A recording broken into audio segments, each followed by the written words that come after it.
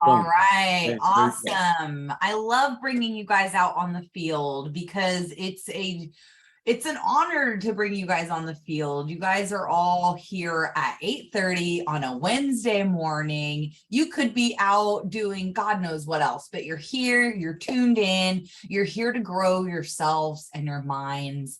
And I know some of you guys have got the littles in there with you. And I mean, I think that that's true commitment. So carry that commitment with you as you go about your day to day. Consider the fact that you're doing this for you. You're not doing this for Elias. You're not doing this for leadership. You're doing this for you and to better yourselves. So make sure that you are taking that energy with you today and remember to make it an amazing, amazing day.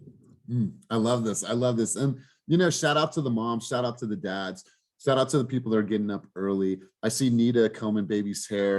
It reminds me of Martinique Petty, who we have a very close relationship. Martinique has grown tremendously in the last year, and I would see her on the calls. She'd be brushing hair, she'd be getting the kids ready, but she was committed to it, and so she always showed up. So shout out to you guys. So I want to ask you guys by show of hands, and just give me a reaction with the reaction button down below. How many of you listened to the podcast the other day that I dropped in the chat on Monday? Please give me a reaction down below if you watch that podcast or listen to that podcast. Okay, cool.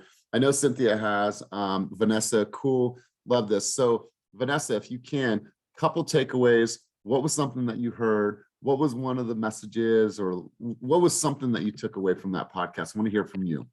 Good morning, guys. That podcast, I was listening to it on the way to the Hercules office the other day. I had to turn it off because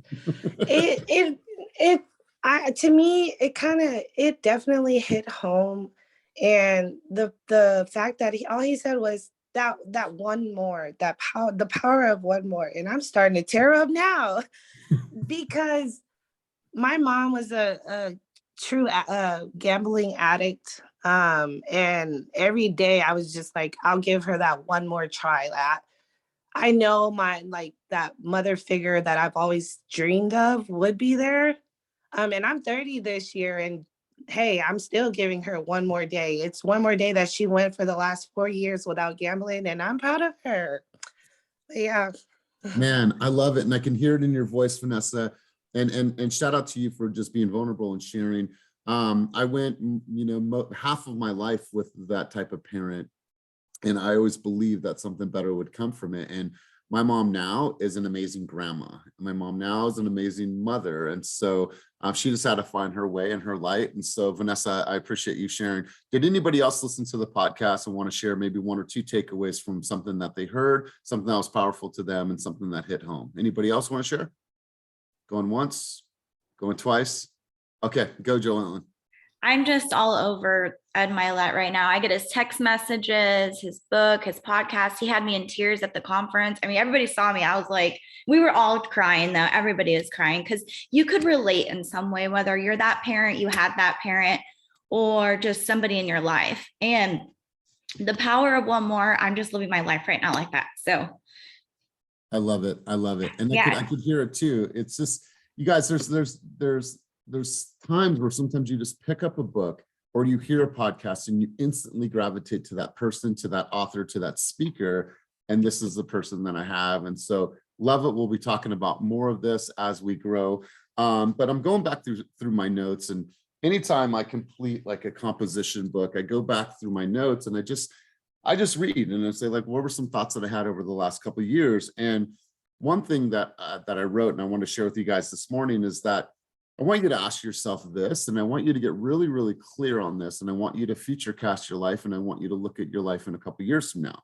What is the one thing that you want to happen as a result of your success, right? Like, what is the one thing? Like when I think about this, it's really simple. I just want to buy my mom a home. I just want to buy her a home. Like that's it. Like, we all want stuff. We all want to do things. And we want to create lifestyles for our family and our people around us. But I really just want to buy my mom a house, right? So it's like, what is the one thing that you want as a result of your success? Another thing I wanted to share with you, and I thought this was important because we're going to talk about the market today.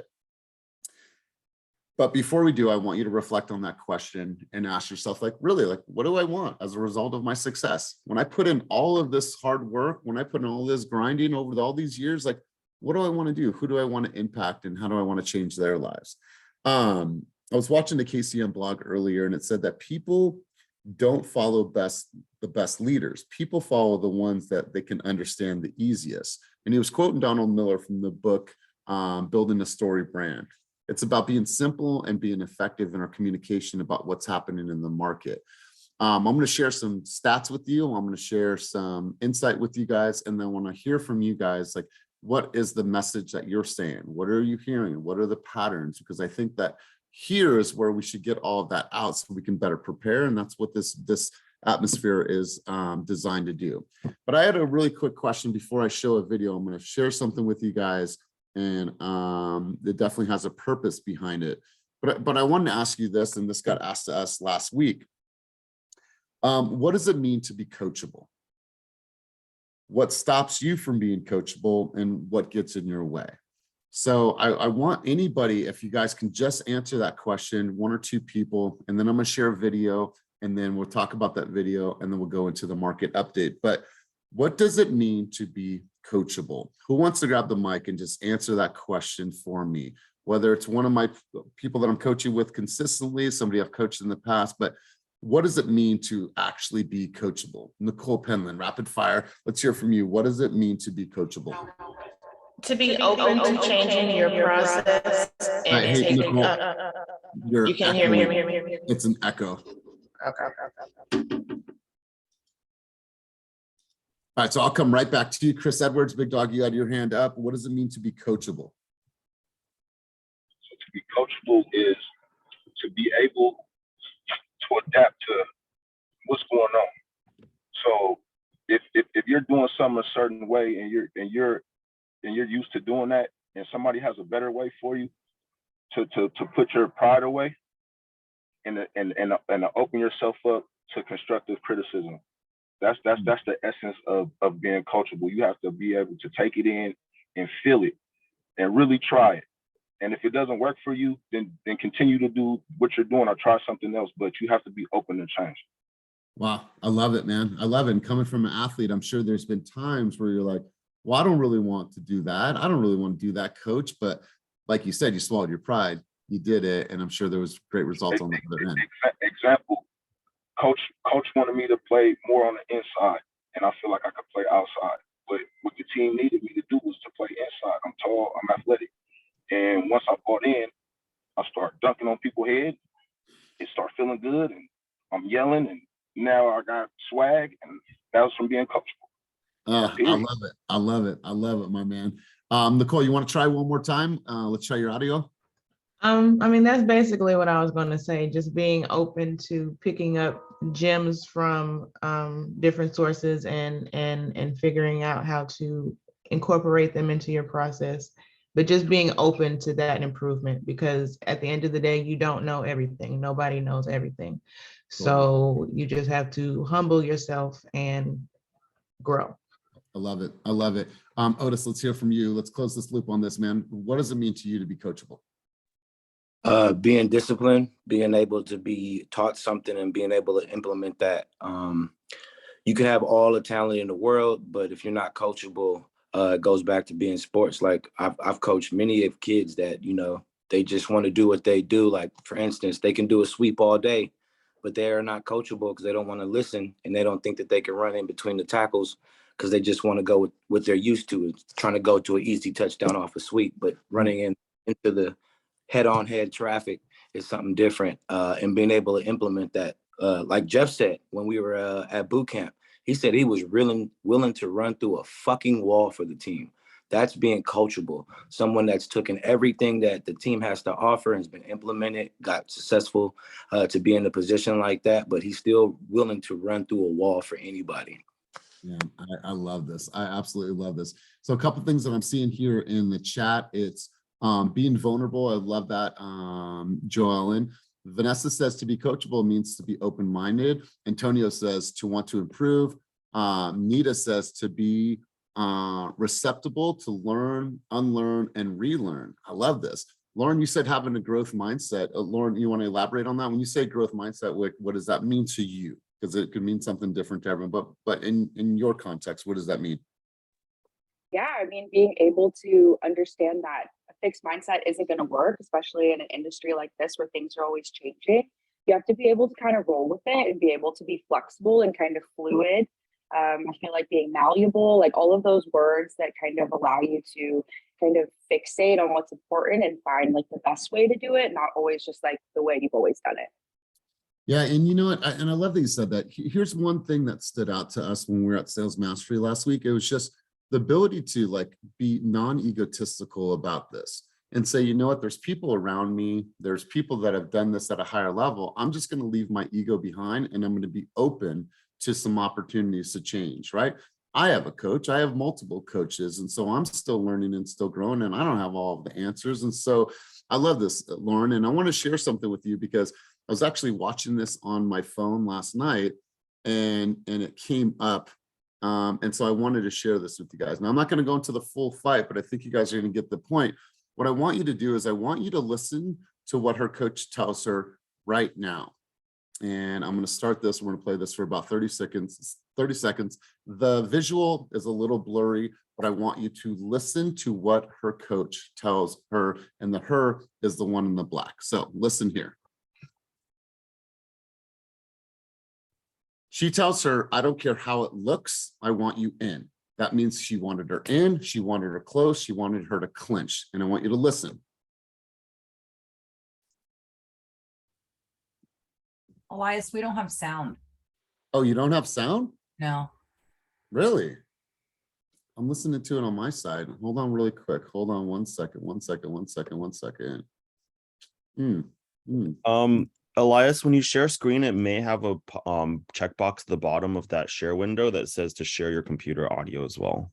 All right, so let me try this one more time, and if it doesn't work, all right, so tell me where to go one more time. I'm gonna go share screen, share sound. God, you guys are good. See, I'm getting coached right now. Appreciate you guys. All right, cool. Now let's try this one more time. I'm gonna go back here. Let's get a mic check.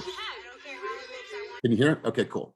So she's telling her right here, I don't care how it looks, I want you in.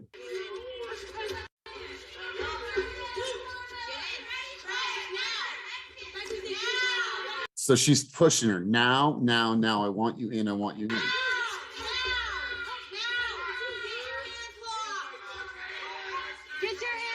Okay, so it's a really simple, and I'm getting excited just talking about it. She's telling her to get her hands locked, like get her hands locked. It's just she keeps on telling her over and over. That wrist out. Roll that wrist. Keep rolling it. Lock those hands. Lock them off and take them off the fence now. Lock those hands. Pull her off that fence, Juju. You got it locked. Pull her off. Pull her off. Let's go. All the way. All the way. All the way. All the way.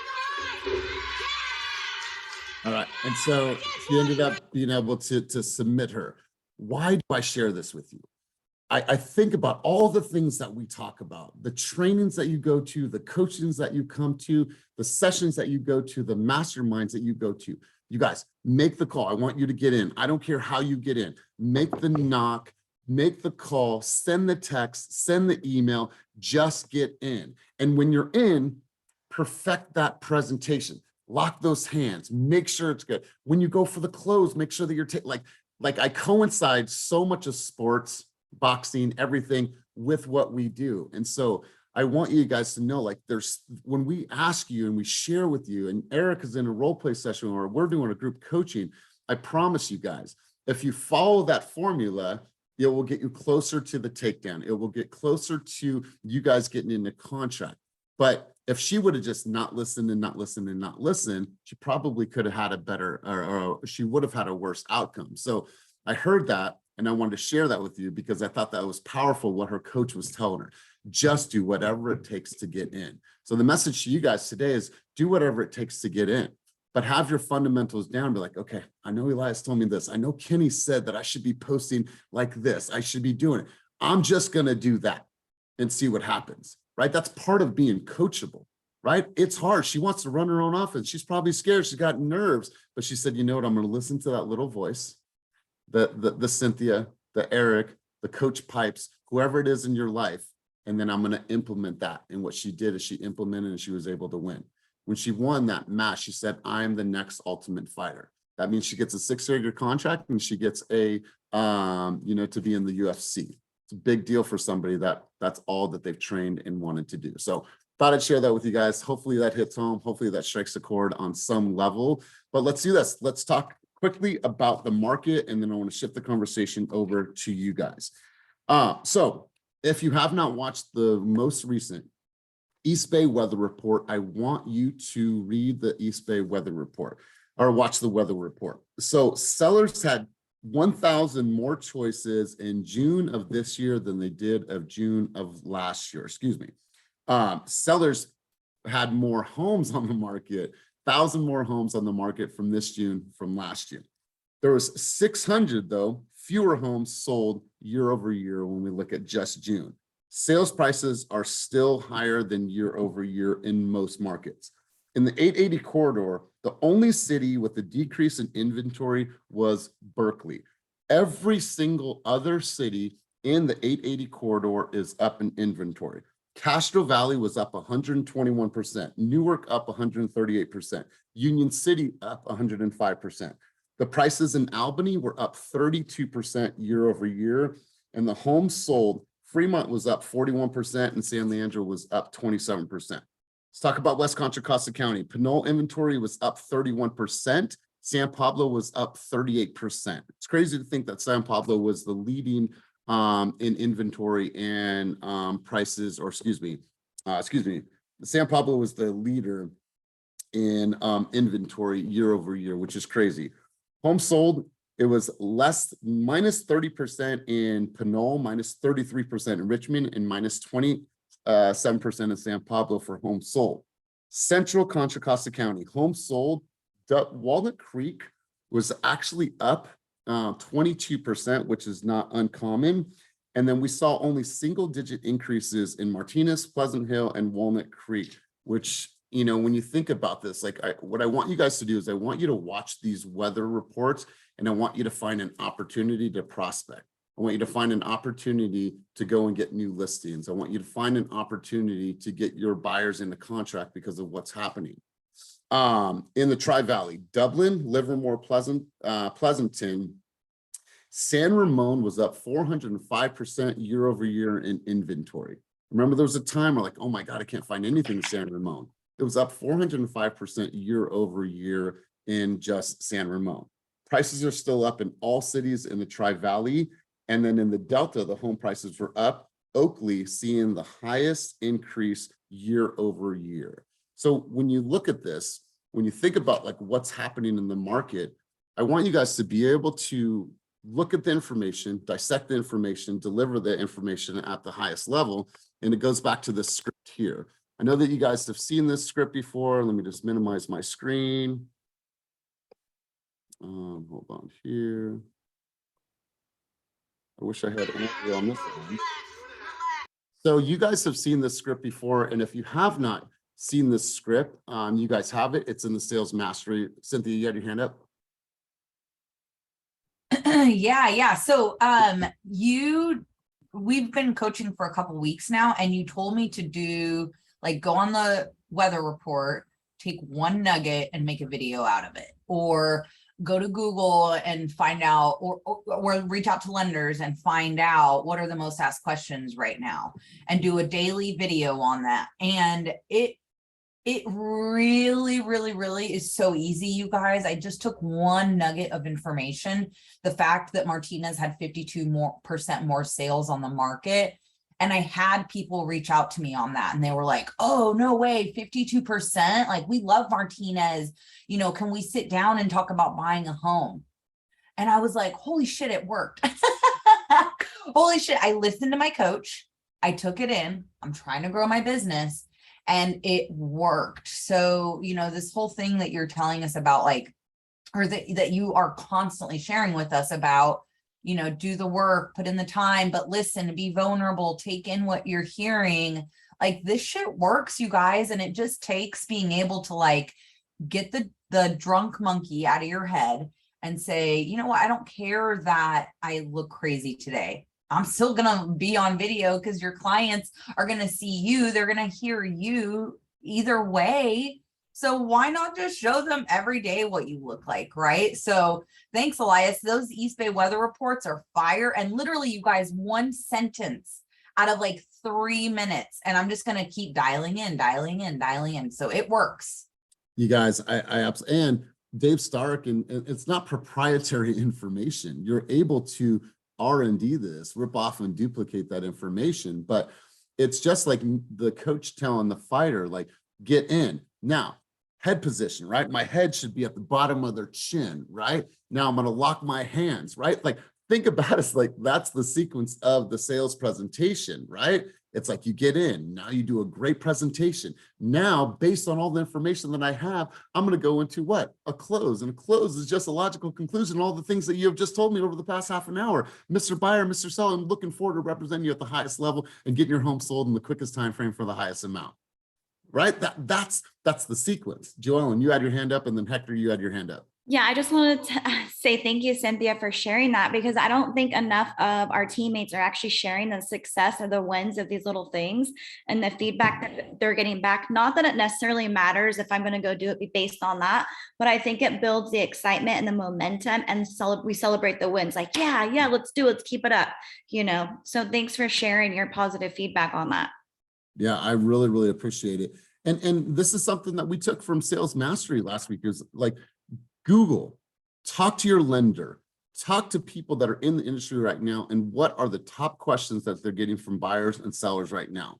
How can my messaging answer the question about uncertainty? There might have been somebody that was uncertain about the market in Martinez. God, it's a small town. There's probably nothing for sale there. It's such a cute community. Why would anybody move? Well, hold on a second. Let me share with you, right? And so that messaging helps people understand exactly what is happening, gives them some certainty.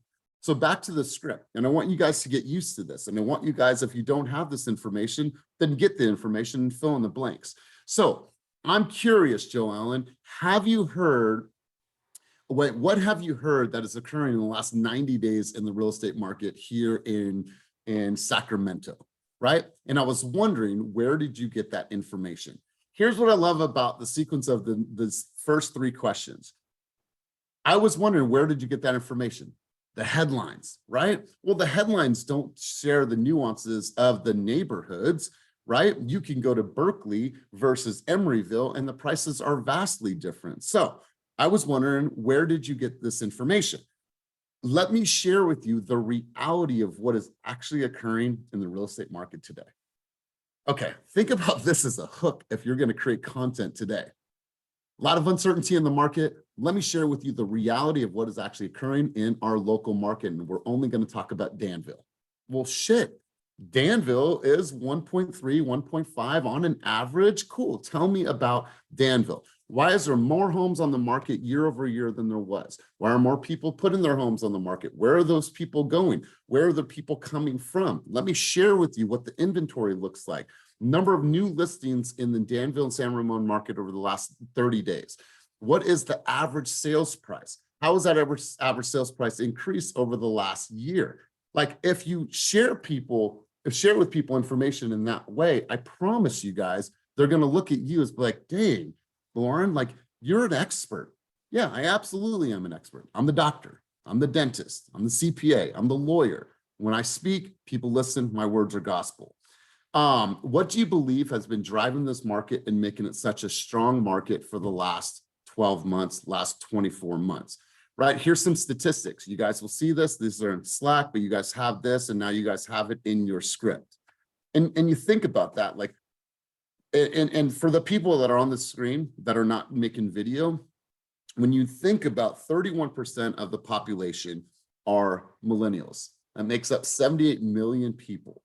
Well, where are millennials living? We don't, it's no surprise they're living on social. They communicate on social. They watch video. They're a consumption era. Well, then why aren't you giving them things to consume if those are the people that are buying homes, right? It's not rocket science, and I'm not sharing anything, but what I'm telling you is I'm saying get in. I'm telling you to lock your hands. I'm telling you to shoot, to have head position. These are the things that you guys need to understand. So when you're sitting across from a stranger, in 1 minute or less, can you hook me? Can you hook me on the reasons why it's a great time to buy or why it's a great reason to sell my home? Joellen, do you know how supply and demand works? Of course you do. You share with them why the demand is raising or why the demand is decreasing and how that affects the sales prices on these homes. So we say this, and I probably go through this same exercise probably once a quarter, but I think now your message to market is more important than it's ever been. Here's what you don't want to be. You don't want to be the shoes in the dryer, where it's clunky and it's unrehearsed and you don't feel fluid with your conversation, and then you lose opportunities.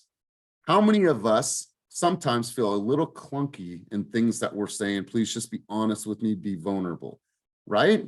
Remove the fucking clunk. The way that you remove the clunk is by watching those videos. Now I'm going to record it. All right, I'm going to let you guys in.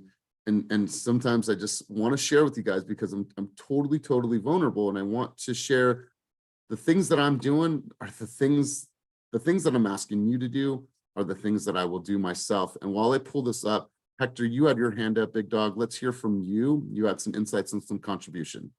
Thanks. I really appreciate you going over that market report. It just dawned on me when you were going over that. And then it made sense when you talked about millennials are the ones buying. Where the hell were these people that now want to sell? What rock were they living in when they saw thousands of buyers overbidding, yet we were having a supply and demand issue? Had I seen that and had been an owner 10 years ago, I would have been like, I'm going to figure out what I'm going to do, but I'm about to sell. It just made me think, like, how the hell, like, where were they living? What rock were they living under? All of a sudden now they want to sell and there's no buyers, like, and rates are crazy. And now, like, everyone wants to sell. It's like, you chose the great time to want to sell. I just thought about that and I wanted to make a comment because it's crazy that, like, I don't understand. Like, I just cannot, my headspace does not comprehend how they did not see that they were, like, what were they holding off for? I don't get it, but you know, it is what it is. And here we are today, and a lot of people are now trying to sell. And it's like, you're not going to get the numbers you thought you were going to get, but we can sell your house. You're just going to have to, like, it's a different conversation we're having. Totally. But they want to sell. So it's like, where the hell were you at like 6 months ago? So, yeah, and I love this conversation because it's like, well, hold on. No, we're not going to move. We're not going to move on. And now because there was no end in sight for a long time, right? We're like, oh, this is, 100,000, 300, 400. Honey, let's wait till it's 600,000. Now that the market has started to shift, what's happened with sellers? Oh no, we don't want to miss out. We don't want to miss out in what is still a seller's market. So, honey, let's put our house on the market. Well, guess what, honey? Now we're waiting 40 days in some markets for a house to sell. And guess what, honey? We're not selling for 25% over. We're selling for 11% over, 7% over. So they're like now rushing to the market because there's a fear. There's a fear that they might lose out. That's why all these people are coming to the market. Like you said, I'm like, yeah, dude, where were you last year, Danville? Right? yes. Where were you last year with all your inventory? So, so good stuff. Anybody else have any thoughts or dialogue? I'm probably going to call on a couple of people and hear your dialogue on this. Anybody have any other thoughts on the market conversation and what we just talked about, from the script to the data, any of that? Okay, cool. So once again, just to show you guys. Yeah, I wanted to say something quickly. So yeah, it's interesting because I told you I keep that Excel spreadsheet Monday through Friday on different markets. It's interesting to see that, like when Kenny posted the other day how Oakland is one of the cities in the Bay Area that cooled down the fastest. It's interesting when I'm looking at my data and doing it daily, like Hayward's at like 150 active homes on the market, whereas in like Sacramento, there's like, it's like damn near half a Sac is trying to move out because there's 900 active homes. So it's like, when you keep data like that, it's interesting to see, like, and explain to your clients, like, you know what, this is why your house might sell faster in Cupertino because there's only 20 active homes versus Sacramento where there's like 900 active homes and in January, freaking Oakland, I think, had like 150 active homes. And that's why a bunch of us on the team are noticing like, shit, Oakland's hella hard to sell right now, because this week there's like almost 500 active homes on the market. So it's just like being on top of the market and explaining that to all of your clients and the people that you're prospecting. And it's also using that data too to get them like, hey, you can't live in Oakland right now, or you can't live in like Cupertino because everybody's trying to fight to live there because the school districts, there's low inventory. But hey, why not move to SAC? That's more within your budget, and there's a shit ton more inventory where you're going to get fully contingent offers and whatnot accepted. Yeah, I love this. I would be looking at that map and be like, okay, if inventory is up in all these areas, sales are up, like what are the areas where the inventory may not be up? Where's the people that are still holding on to their properties that they were 8 months? And I would talk to them like, hey, I don't know if you know, but there's only 10% of new inventory or 10 new homes in this community. Like we are looking for homes and there's still a great opportunity. I have buyers. I just need the inventory in this market. So you guys can shift this messaging and find campaigns to go out and door knock, to, you know, call your old leads and find them opportunities. But this is a really, really good time for consumers to buy and sell. I'm gonna call on 3 people right now, and I'm gonna try to pull people from different markets. I'm gonna pull, let me see, I'm gonna pull Joellen since she's up in Sacramento, and I want to have the market conversation with you. So let's just have a little context here. Let's just have a little bit of role playing, and I'm leaning to you for expertise. Joellen, me and my wife, we are buyers. We've been looking for the last year. We have put in about 4 offers. We dropped our agent. We didn't want to work with them anymore. We're thinking about probably just waiting, but I kind of want to get your gist on like, what is your vantage point? Because you're the expert, you know, you were referred to us by Craig. Like what's happening in the market right now? Should we wait? Should we buy? I don't know. So I thought I would lean to you.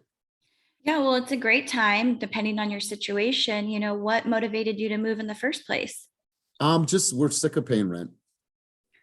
Yeah, and you know, rent's going to continue to rise. It's going up about 3 to 6% every year now. And if you know everything is secure in your employment, and you know, why not own? If it's something that we can make happen, why not do it today? If we can qualify you, don't you think it would be better to be an owner so that you can start collecting equity instead of renting? Yeah, we totally agree, and we're approved for 850. Okay, great. Well, I would love to get you set up on my buyer's consultation. We can do this afternoon or tomorrow morning. Basically, I'll walk you through the steps of the home buying process from the time we search to the time we close. Yeah, no, and I think that's all good and well, but I think my point here is I want to understand like what's happening with the market. Should we wait or should we buy a home right now? Like what is actually happening in the market, and is this actually a good time for us? Right now is an awesome time because you don't have a lot of competition. A couple of months ago, you would have been paying over asking. Like myself, I paid over $65,000 in asking. I had to waive inspections, all my contingencies, and basically just go in blind to own our home because there were only 6 homes on the market. Today in our area, we have 65 homes. That means there's less competition and more advantage of us getting your offer accepted. All right, right there. Do you guys see the shift, right? Like before it was like, she was almost skating around it and getting into the buyer's consultation. I was like, no, tell me about the market. You got one shot, you got one opportunity, and you did it in such a great job. And here's also what you did. I want you to take this away. She's told the hero's journey, right? And the hero's journey was her own journey.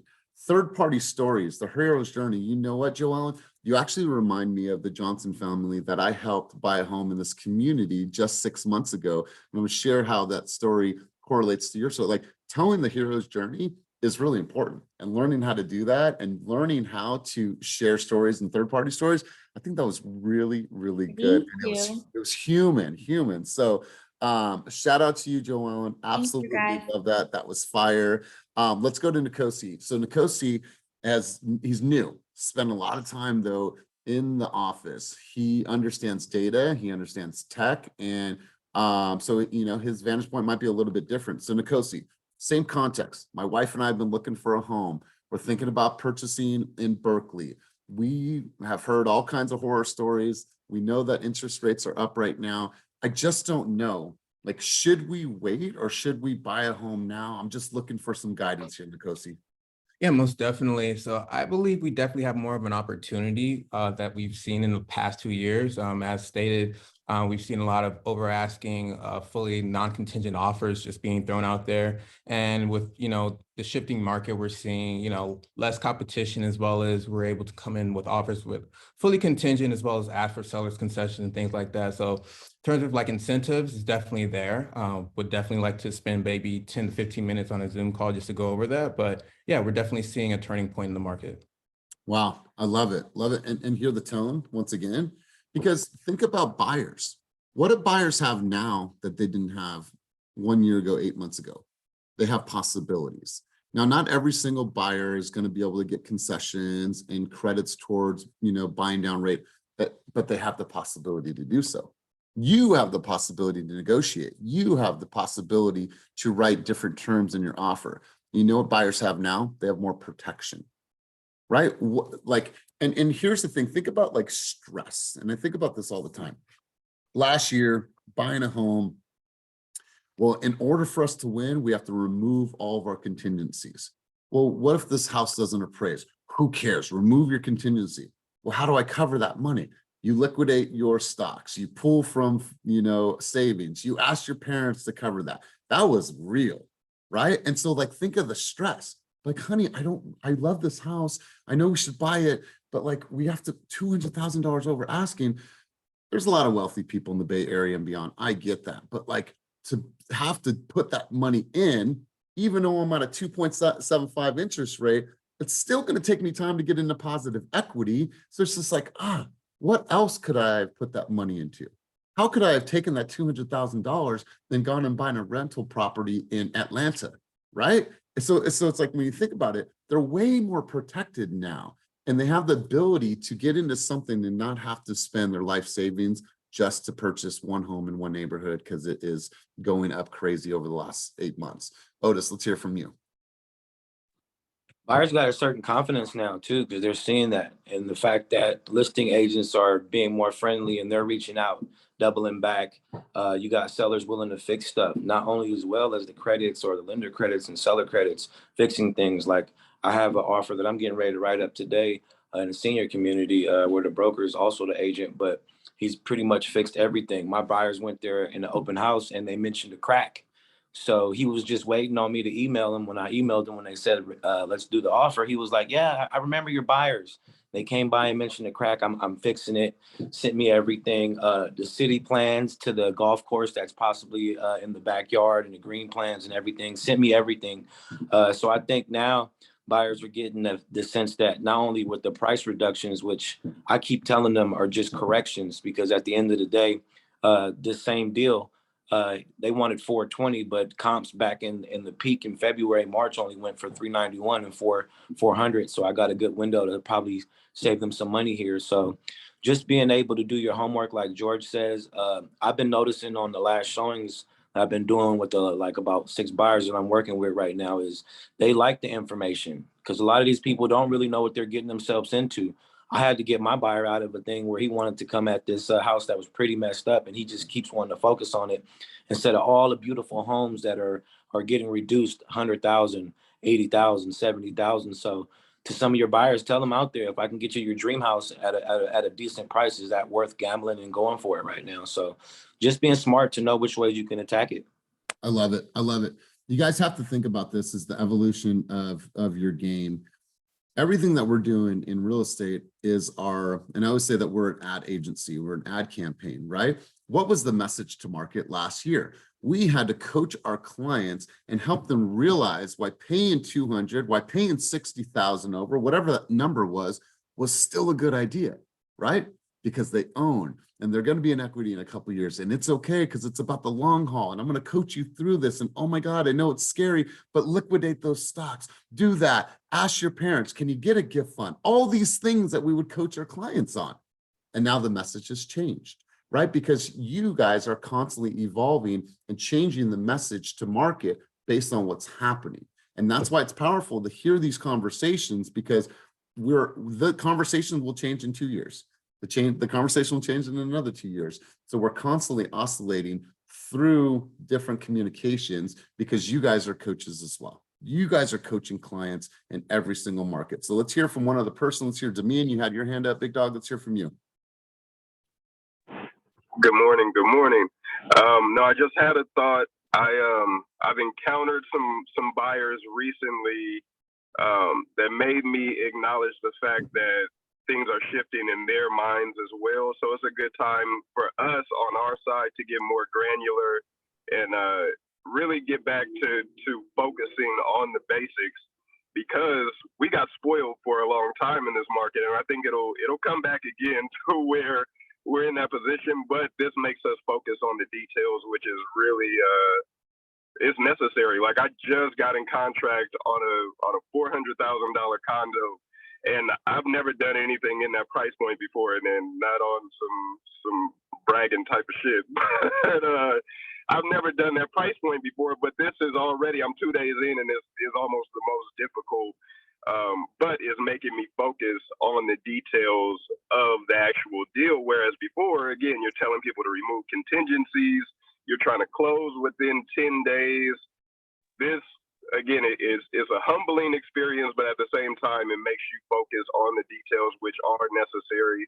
And it'll come in, that knowledge and that practice will come in handy again down the line. So it's just a good time to refocus and hone in on what we really do and what our value is to our clients. So I've had those reminders again in these recent days and weeks.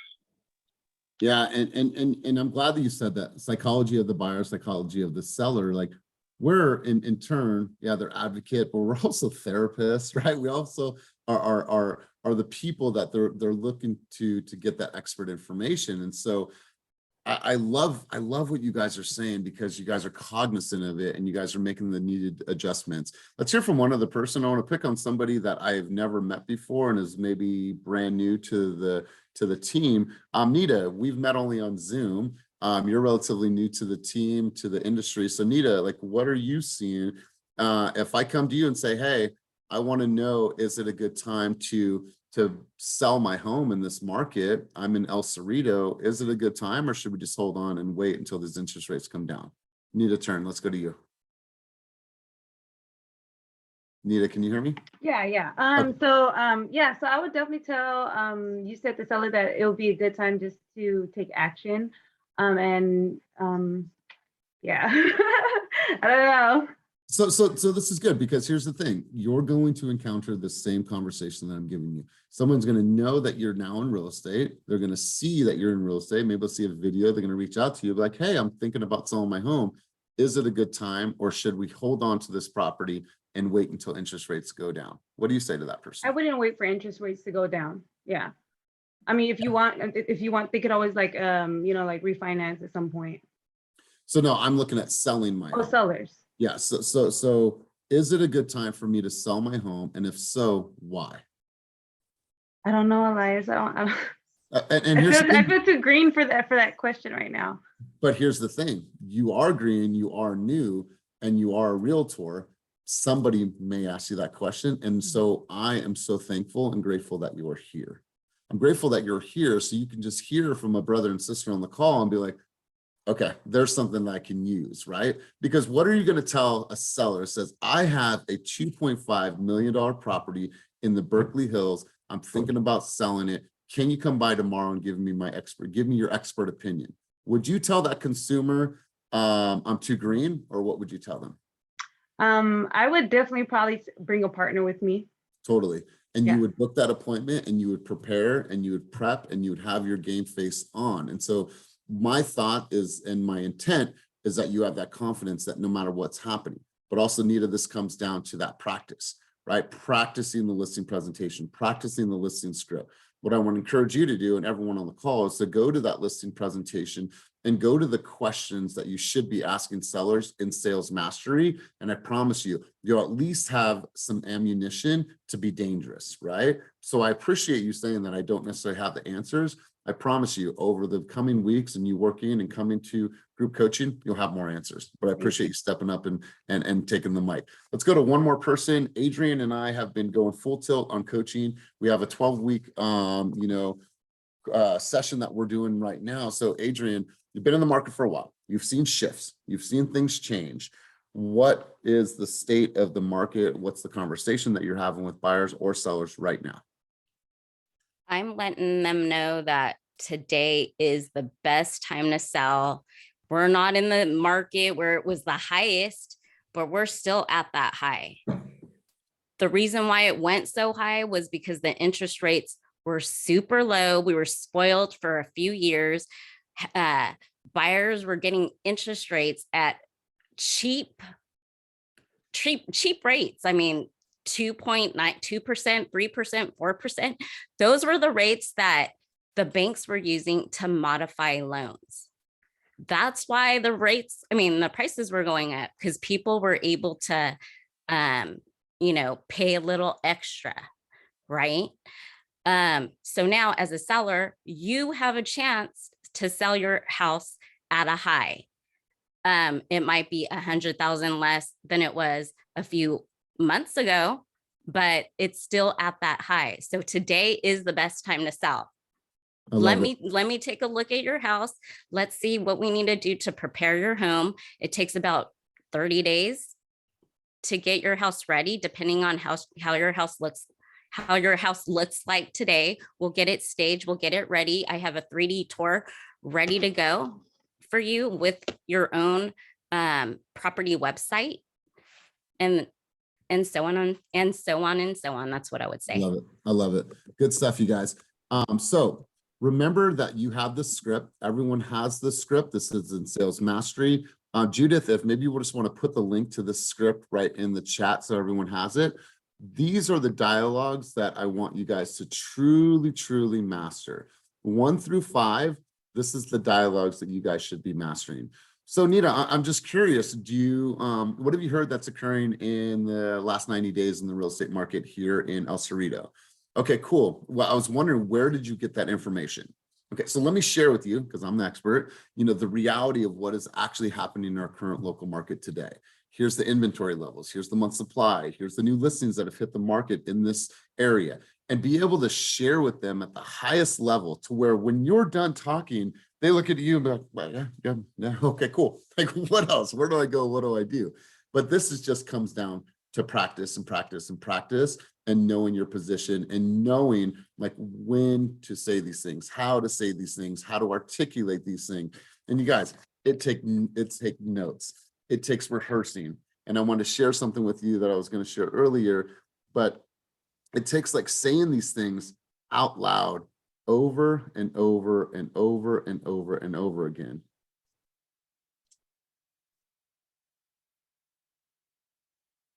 People want to go back to living a 9-to-5, say I.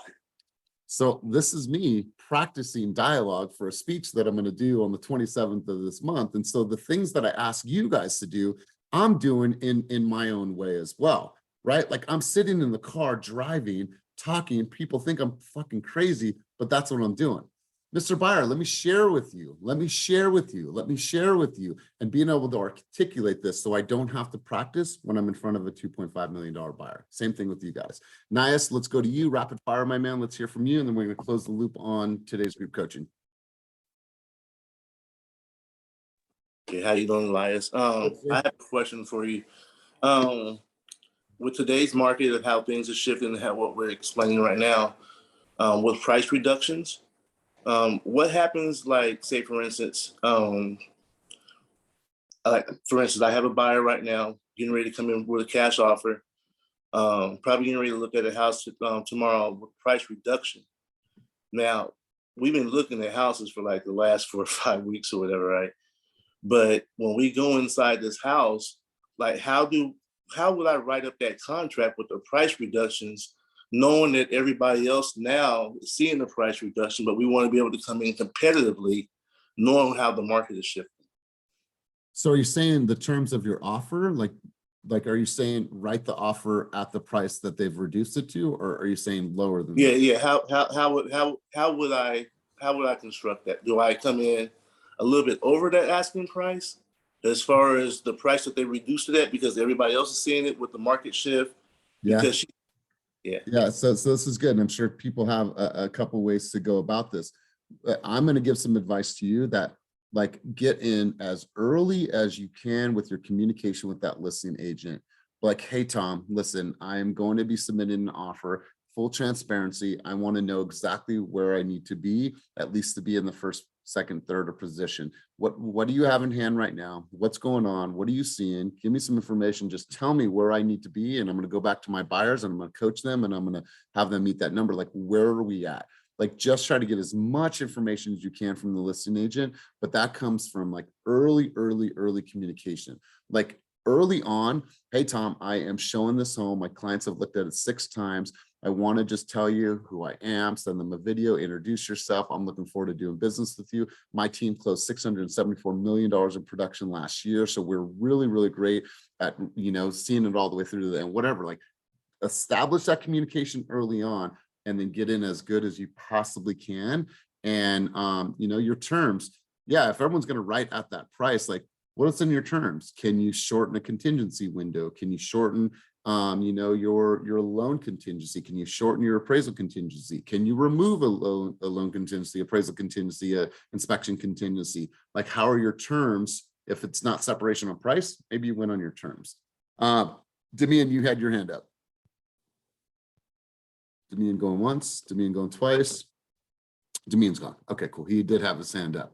But okay, full circle on this, you guys. Let's go to 3 people. I want to hear key takeaways from today's session. Let's go over to E-Ray. E, my man, we don't know each other, but you're new to the call today. Takeaways, high level, rapid fire. What were some of your takeaways from today's session? I am new. Yes. Hello to everybody first. Well, yes, market is definitely.